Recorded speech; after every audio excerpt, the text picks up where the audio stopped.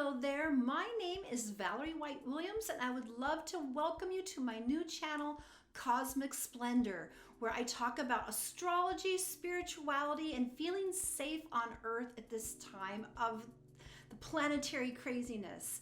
But today I'm doing another celebrity astrology chart and I am doing Britney Spears. So I'm going to start looking at what we call her planetary, and the trinity is going to be the sun, the moon, and the midheaven, because that's kind of the guiding light of each chart. So for the sun, we're going to take a look at the sun. I got my notes right here. Her sun is in Sagittarius and it is at 10 degrees in the third house. Now, interestingly enough, Britney has a full third house. So the third house is the house of the speaker, the communicator, sharing what you think and feel with the world. It's very personal. It's a personal house. So all the houses below the horizon are more personal. So her third house is full. She's got a lot to say and a lot to do. And so for her, the sun is in Sagittarius. Sagittarius is mutable fire. So I think of the preacher. They have lots of passion, lots of energy. So she probably was a pretty hyper kid, and I don't really know much about her background, but it sounds like she probably was put into dance classes, keep her entertained, keep her busy. She's very physical, very passionate. And that third house is also this degree of 10. And 10 is what we call reciprocity, and that means she's very connected to karma, give and take. So she definitely understands life comes and goes, and she understands diplomacy, because that's one of the gifts of reciprocity, the law of karma. So she's working with those ideas, and of course her life has been really dramatic back and forth, but I think she always knows how to reach out to the next level. So now let's go to her moon sign. Her moon is in the sign of Aquarius, and Aquarius is fixed air. So we consider the Aquarius is the sign of the Aquarius, the Aquarian age. The Aquarius is what holds us together as a society. So that's really what the Aquarian is holding this mental idea and the concept of how society works, which is interesting because her moon is in the fifth house. And the fifth house is the house of creativity and affairs of the heart. So that's also her children, her creative projects. She's super passionate with her kids. She's very protective, that she derives a lot of passion from her creative activities and her romances and her children. And that is at 12 degrees. And 12 degrees is considered in Connie's system creativity. Now the creativity isn't so much, it's about bringing things together, creating new forms. And so that's where she's very passionate about athletics and just sharing her life with her children, those that she loves, and her creative passions. And then we're just going to look at the midheaven. The midheaven is in Cancer, and it is at 2 degrees. So the midheaven is what's at the very top of your chart. Traditionally, the midheaven is talking about your career, how you're going to show your career face. What Connie Kaplan looks at is the midheaven is your path back to God. You're like a missionary of the sign and the degree on your midheaven, and you represent it. It's like you are representing that quality, and then your sun sign is your gift to the world. So for her, it is Cancer. That is a sign of the mother. It is cardinal water. So it's water that takes action. This is the mother goddess, protecting her children, sensitive, being aware of sensitivity, and also building finances to protect your family, to take action, to create a safe space. And the degree that she is in is 2. And 2 is called purity. It's an early degree that's focused more on the nature spirits and the communication within this archetypal realm. In fact, 2 is very prevalent in her chart. It's basically, she's like this little fairy. There's just this purity of the cosmic truth that runs through her, and she understands that purity. And when you look at her in her career, you see this purity in her. No matter how she was manipulated throughout her career, the purity comes through. And what's interesting, I've been studying other celebrity astrology charts, and I see purity a lot in a lot of celebrities, is that they have this very just archetypal quality that really appeals to people. So her midheaven is her guiding light of working through that purity. All right, so now we're going to move into what I call the personal pillars. That's what Connie calls them. So these are more of your personality, because you have the gifts you're here to share, and we just talked about those. In fact, I forgot to say the moon is kind of how you emotionally engage. It's kind of so the sun is what you're working towards delivering.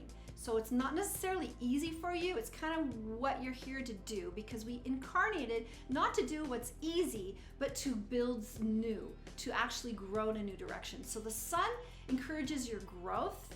The moon is what you already know. So the moon is kind of like what you can count on, that's there for you. So the moon in her 5th house, loving her children, being around them, doing creative projects, that's gonna bring her nurturing, and it helps her go forward in feeling comfortable. So she's a very creative soul. And then the midheaven is where you're coming from. That's kind of your perspective, where you believe where you're from.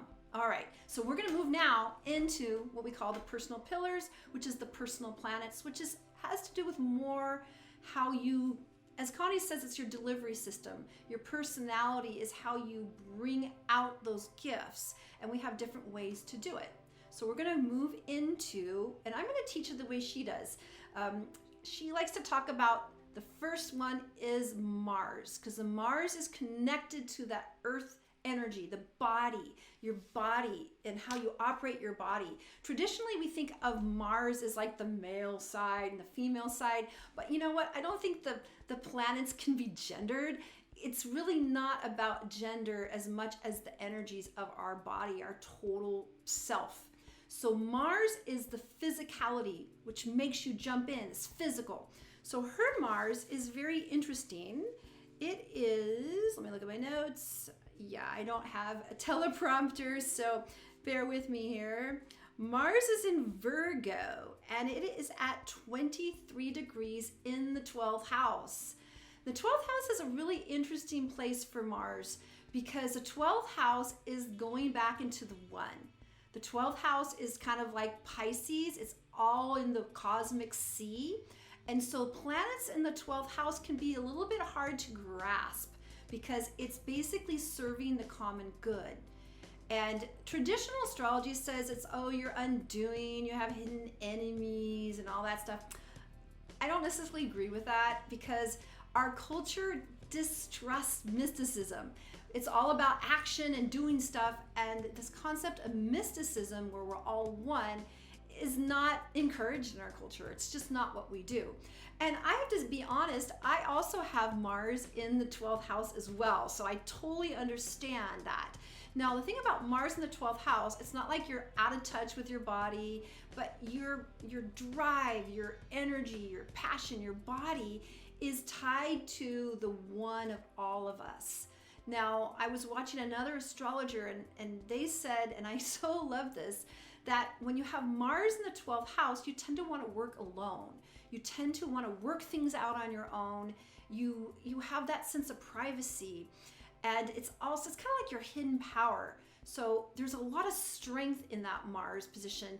And another idea with the 12th house is that there is some past life energy where you've been there in the past. So it's not like you don't have that strength available. It's a little bit diffused, but doesn't mean that you don't have power. So I also have my Mars is also in the 12th house, and that's where hers is. And so it kind of like is extra inspiration to allow that to come through. And it's interesting because she's such a physical dancer, but it is that diffused feeling of that incarnation. So now we're going to go into Venus. And Venus is more connected to the emotional body. And her emotional body is Venus, and it looks like it's 25 degrees. Let me double check that. Yes, 25 degrees. And it's in Capricorn. And let me find it here. Where is it? Oh, it is in the 4th house. That's right. It is in the 4th house. And the 4th house is in Capricorn. Capricorn is cardinal earth. So again, cardinal takes action. So it's very much a builder. So Capricorn is like the mountain goat. It continues to build, and it's very patient. It's very patiently building a career. And this is in her 4th house. 4th house is a house of feeling safe and the mother. So it has a lot to do with how you nurture your home, the home you came from. So it looks like she probably really wants a house that's very comforting and has a lot of emotional support. This tends to say that it's interesting. It looks like when she dates, she probably wants to date somebody who feels like family. You want to feel comfortable and emotionally protected in her home. And that's something that's really important to her. And that Mercury the degree is 25, and 25 is the desire to grow and move. And so it's kind of just desiring to actually find God and find peace and find the alignment of spirituality. For people that start with youth, they want a lot of stuff. I want stuff. And that probably was a factor in her youth. But now she probably is growing into the maturity of having a nurturing home and allowing herself to basically allow that inter-spirituality to come to the fore and having a safe environment for her home. So that's exciting. That's very nice. And now we're going to move to Mercury. And Mercury is at 5 degrees Sagittarius. And it is in, another Sagittarius. So that is also in that 3rd house, that packed 3rd house. So Mercury is the mental mind and how your mind reacts. So she is, again, Sagittarius, like her sun sign. And that is cardinal, no wait, that's not right. So it's just like her sun sign, and it is mutable fire. And mutable fire is like a firestorm. So it sounds like she's got lots of passion. She can be all over the place. She just loves things come down. She speaks her mind. So she's got a lot of passion, and that's what you see in her dancing and her career. She's just lots of energy, lots of physical energy, lots of fiery passion, and to communicate her vision. Because 3rd house people have a unique vision that they want to share with the world that's very personal. It's the personal vision that's sharing with everybody.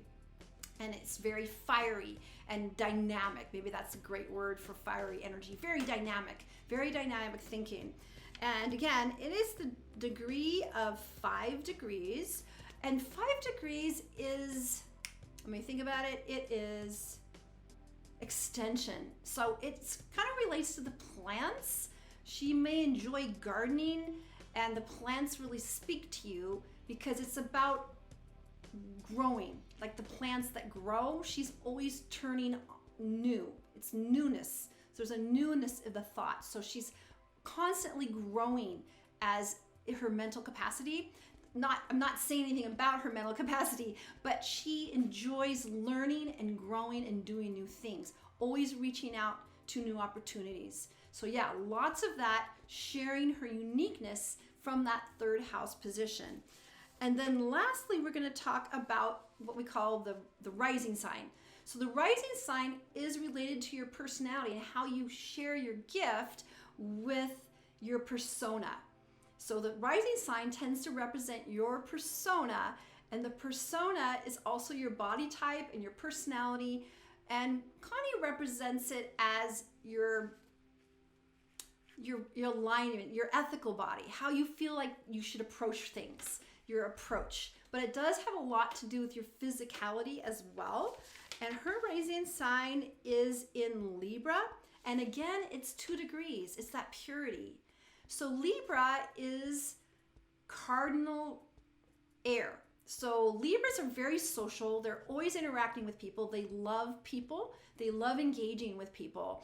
And they tend to really enjoy the give and take in relationships, and really are those people that need to interact with other people.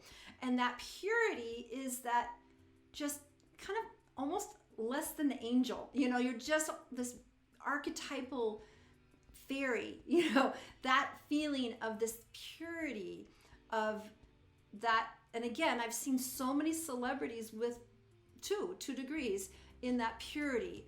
And so it's interesting because she has purity on her ascendant and she has purity on her midheaven. And so both sides of that equation, I call it like a sausage, is calling down for that purity, that alignment with the archetypal realms, and that she, again, has almost like the fairies and the nature spirits is very much part of her persona and where she comes from. And that's another thing I have in common with her. I also have the same degree on my rising sign and my midheaven, but it's not about me. But it's just kind of interesting how it's almost like a giant kaleidoscope. Everything's really different. Every chart is unique. But yeah, it's interesting because she always have had that purity. Even when she started, you could sense this is just, it's the beauty, that purity of her soul is very apparent. So now I'm going to move into the outer planets and some of the outer extreme planets, and they're called the universal pillars. They're kind of more, their influence isn't as strong as the personal planets, but it's something that you will still have influence for. And I'm going to teach it in Connie's way too, because she likes to talk about it kind of as babies are born and how they come out of the womb. It's very fascinating. I'm going to leave some links to Connie Kaplan's material. She's totally changed my life as an astrologer, and I really appreciate it. It's complicated, but hopefully you're going to get a little bit from that. So we're going to start with Neptune. So Neptune is considered the birth group. So Neptune and the degree and the sign happens when you're in the womb. And so when you are born, you have the similar, so we're talking about generational, that the people that were born at the same time as you have the same principles and qualities. So her Neptune is in the sign of Sagittarius again. Lots of Sagittarius in that third house. And it's the sign of, the principle is 24 degrees. And 24 degrees is, 24 degrees is humility. So the sense of serving and stepping back, which is really interesting because when you're a celebrity, it's all about you. But there's a sense of humility, and her birth group was holding that vibration, and it's in the third house again. So the Neptune is the mystical quality, it's the cosmic, connects us to spirituality. And that humility, the way I see that, is that we're all special. No one's more special than others. It's just that we're holding this vibration because we're all one. And so that piece is holding that Neptune quality of humility in the third house and communicating that commonality with everyone. So it's really, really a sense of modesty in that persona of the 24 degrees. And again, it's Sagittarius again, so it's mutable fire. So lots of passion, but passion for humanity, I would say, expresses that we all are valid and we are all unique and we all deserve to have all the wealth in the world. All right, so after that, we're going to go into Saturn. So Saturn is considered the planet of karma, or it's the planet of hard knocks, the planet of discipline. In Connie's system, she sees Saturn as how you view time. And I really like that because truly time is an illusion. We've all heard that. We've all been told, oh, time's an illusion. And we're just living in this kind of dystopian world right now. But we are not our bodies. We are cosmic beings. So we start talking about these outer planets. These are the outer planets that are coming into us, because the energy's coming in all around. We all have chakra points. So all these energies are swimming around and they're supporting us. We're not here alone. We have cosmic families that are giving us the energy. So Saturn helps us with our worldview. It helps us understand time and how time operates for that individual soul. So her time is, let me look, it is Libra again, another Libra, and it is 19 degrees, which is really interesting. And let's look at where that is in her chart. Dun, dun, dun. Oh, yes. Make sure I'm correct here. It is in the first house. The first house is what comes out on the personality. Everything in the first house shows up right away. So Saturn tells me she's had tons of discipline. She's worked extremely hard to get to where she is, and she could almost be seen as somewhat serious. I mean, she's a Libra, and Libras are cute and fluffy bunnies, but there's that underlying strength of pushing forward and building, because that's what Saturn's kind of related to Capricorn, and she has a lot of Capricorn as well. So it's that building ability in that first house that's giving her all that extra energy. And let me see, let me look again. Saturn, it is in Libra and is at 19 degrees, and it's in Libra again. So Libra is about relationships. They're very relationship oriented, building structure in that relationship in the first house. Now, typically Saturn is highlighted at birth, and then we have what we call the Saturn return. And that happens around 28, 29 degrees. And then you're going to shift again and go, okay, I'm building my life again. Now, I didn't do any research to find out when she had her meltdown, but I'm wondering if it was around the Saturn return, because that was a chance for her to like rebuild her life and go in this new direction, which is to build her own reality. That's kind of what she's working on. And what's interesting is the degree of 19, and 19 degrees is the degree of what we call service. Not meaning that they're going to be a servant or work selling tables like a waitress, but service for humanity, here to give. And I do feel that she has that quality to show that hard work and that service to herself, but also to the world. And she's not done. I know she's gone through a lot of drama, but I do predict that she's going to be moving onward as we move into the new Gemini. So I'll talk about that in a little bit more. But yeah, she definitely has that discipline to grow and work on herself. Okay, so now we're going to go into what's next. Dun, dun, dun, dun. We are going to talk about Uranus. Actually, we're going to do, yes, I'll do Uranus next.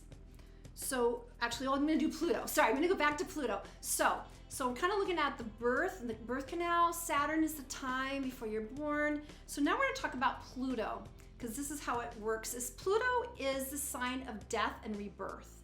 And Pluto has a lot to do with how we, once we fall down and we get back up, it's kind of death and rebirth. So how we deal with stress, how we deal with regeneration, how we deal with feeling depressed and going back up and getting out.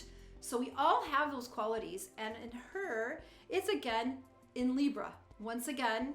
And it is also in the first house.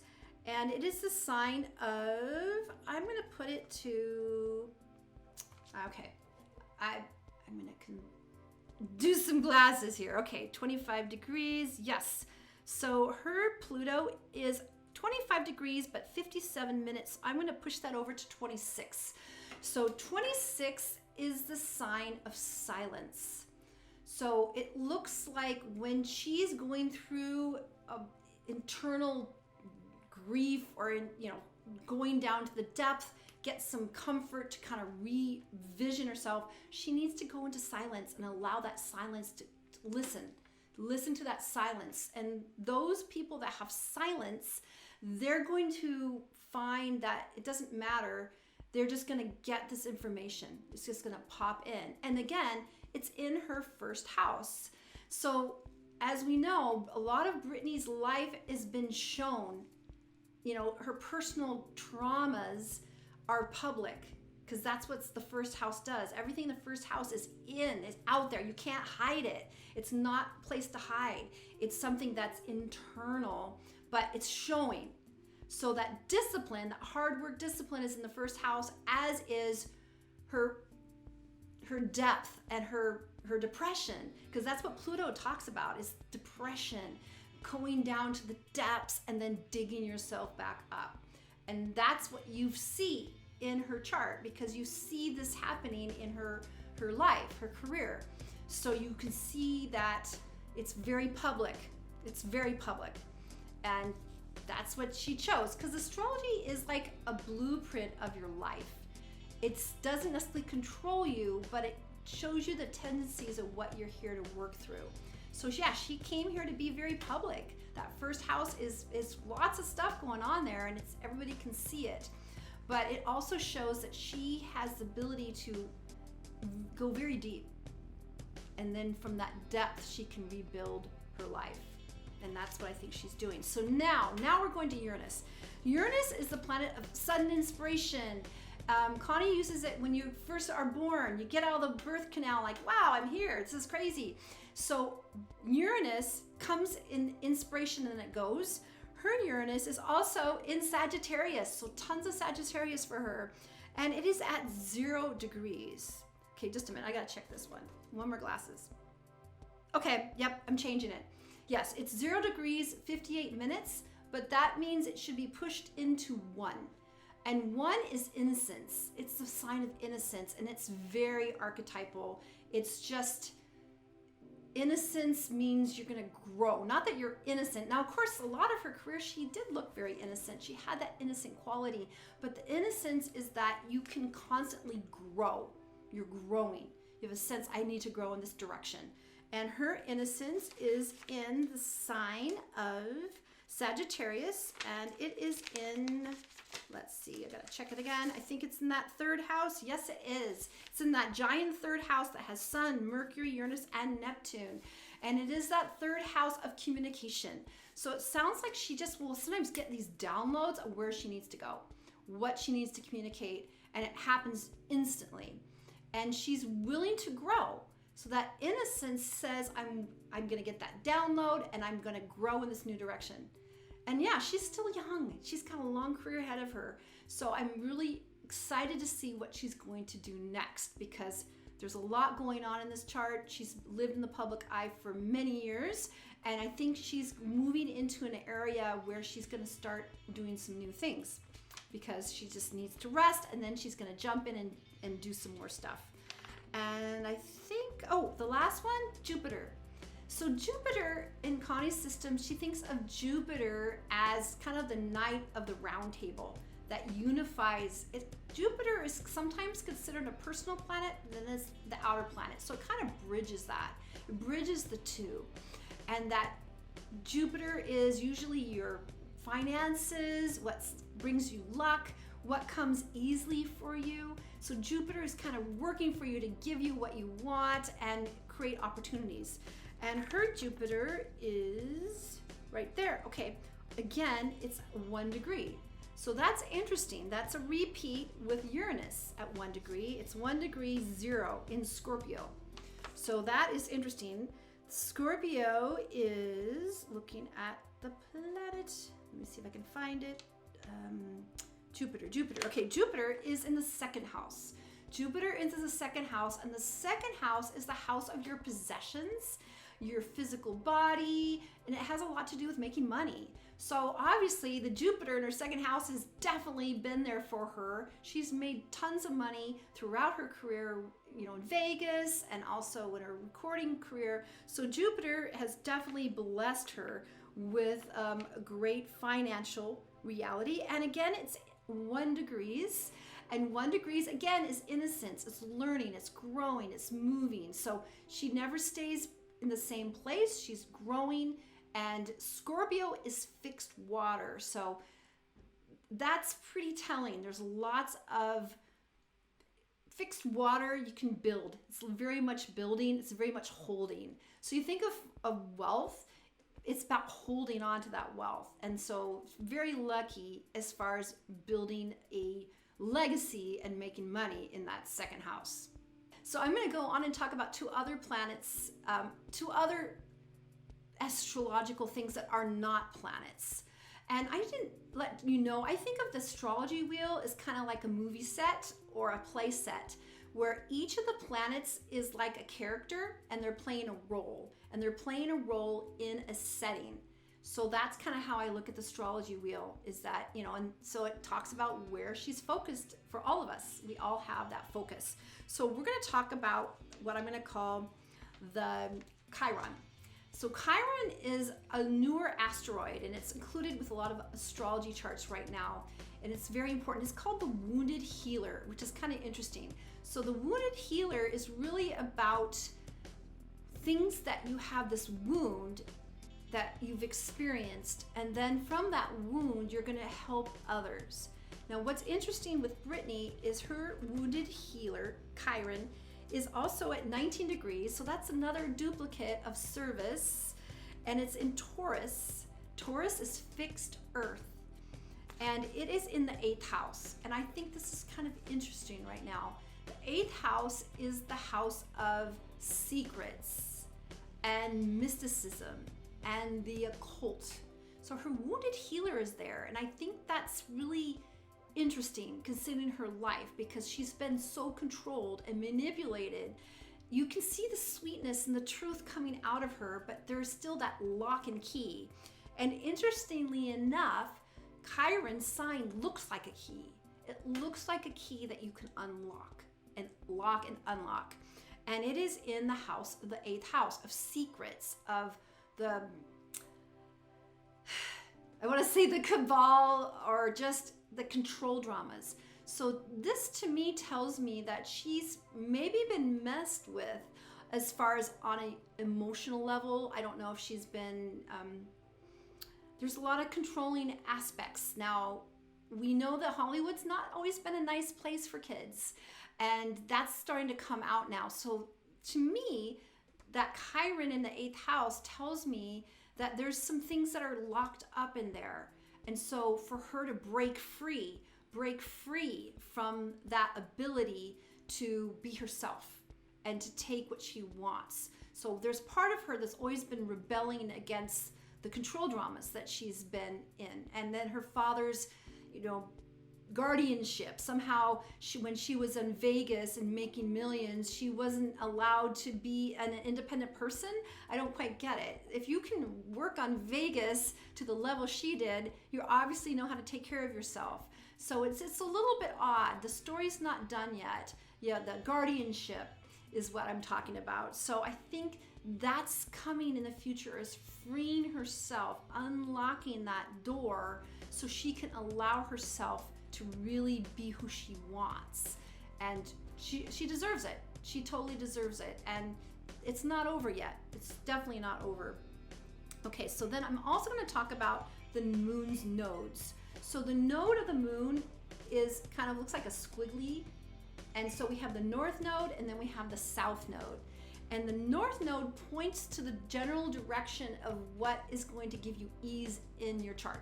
It's probably one of the simplest ways to look at, I need to focus in this direction. And then the south node is where it's familiar, it's what you've done in the past, but it's not what is best for you, because we're here to grow. That's the thing. We're not here to do what we did before. We're here to grow into new experiences. So her north node is in Cancer, and it's 24 degrees again. So that's the other humility. So she's had a lot of similar degrees.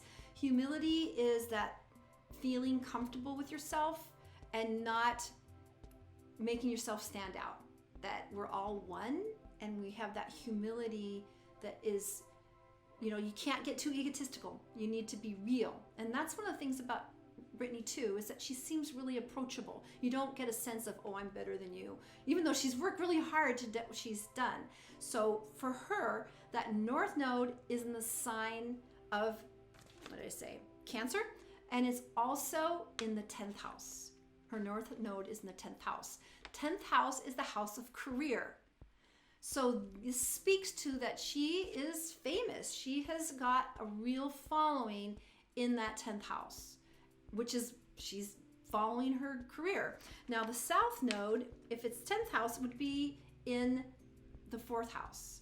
So she's not a stay-at-home mom. I mean, she takes care of her kids, but her real focus in life is to share her career in the career way. And interestingly enough, I also have my North Node in the 10th house. I'm not famous yet, but maybe later, right? Okay. But that 10th house is focusing in the service of helping people through her music. And what I see is more than her music, the way she lives her life. She's such a public figure. People get a lot of inspiration from her, and they're rooting for her. The Free Britney is a big deal because she is kind of represents a lot of people's childhood, and so she's agreed to be here in a public way, to fix herself in a public way and give inspiration to many other people, which is amazing. Now, let me just talk a bit more about the nodes, because we have the nodes that happen in our own chart, but we also have the nodes shifting in our cosmic chart, meaning all of us are dealing with this right now.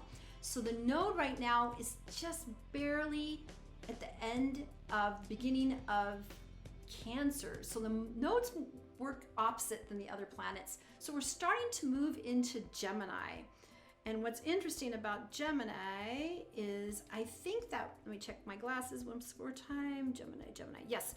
So I think as she moves into the Gemini Sagittarius, because that's what's going on, there's going to be some shifts and changes for all of us, but particularly for her as she moves into her wisdom.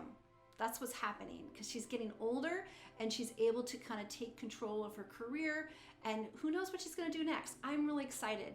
But what a beautiful, pure soul. And I certainly am a fan of the Free Britney, because I think she deserves to live her life the way she should and be with her kids and create new art that's from herself. I also am a voice teacher. I have another channel, if you didn't know, it's called Vocal Splendor Studios, and I've done some reactions to Britney and her voice, because what I saw with her original voice, the record label completely changed and created what we call the fake baby voice. And so my hope is that she's gonna go back to her soul, unite with the music that she loves, and she won't be controlled by the record label to turn her into baby Britney, because she has so much more to offer. All right, thank you for listening. I'm getting used to making these videos. There's so much to say, but I really do love sharing astrology, and I'm also available for astrology readings. So send me a private message, or go to my contact and let me know if you're interested in a reading for yourself. And I also want to let you know that I do have a free Facebook group called Creative Soul Alignment, and it's a great group where we discuss creativity and spirituality, and it's free, and I'll let you know all the descriptions. Everything is below in the descriptions. All right, take care, and I'll see you next time. Bye.